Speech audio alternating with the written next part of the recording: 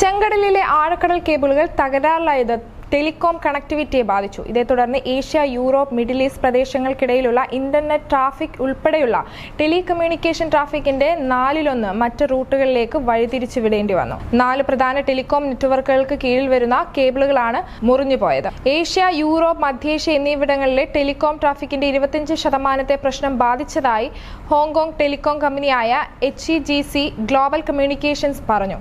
കേബിളുകളുടെ അറ്റകുറ്റപ്പണി അടുത്തൊന്നും നടക്കാനിടയില്ലെന്ന് കേബിളുകളുടെ ഉടമകളിലൊന്നായ ദക്ഷിണാഫ്രിക്കയിലെ സീകോം പറഞ്ഞു. ഗൂഗിൾ, മൈക്രോസോഫ്റ്റ്, ആമസോൺ, മെറ്റ തുടങ്ങിയ കമ്പനികളെല്ലാം തന്നെ ഇതിൽ വലിയ നിക്ഷേപം നടത്തിയിട്ടുണ്ട്. ഇക്കാരണത്താൽ തന്നെ കേബിളുകളിൽ ഉണ്ടാകുന്ന തടസ്സം ഇന്റർനെറ്റ് കണക്ടിവിറ്റിയെയും ബാധിച്ചേക്കും. 2006 തായ്ലാന്റ് ഭൂചലനത്തെ തുടർന്ന് അത്തരം പ്രശ്നം നേരിട്ടിരുന്നു. ഹൂതി വിമതർ ആഴക്കടൽ കേബിളുകൾ ലക്ഷ്യമിടാനിടയുണ്ടെന്ന് യമൻ ഭരണകൂടം മുന്നറിയിപ്പ് നൽകിയതിന് പിന്നാലെയാണ് ചെങ്കടലിലെ കേബിളുകൾ തകരാറിലായതെന്നും ശ്രദ്ധേയമാണ്.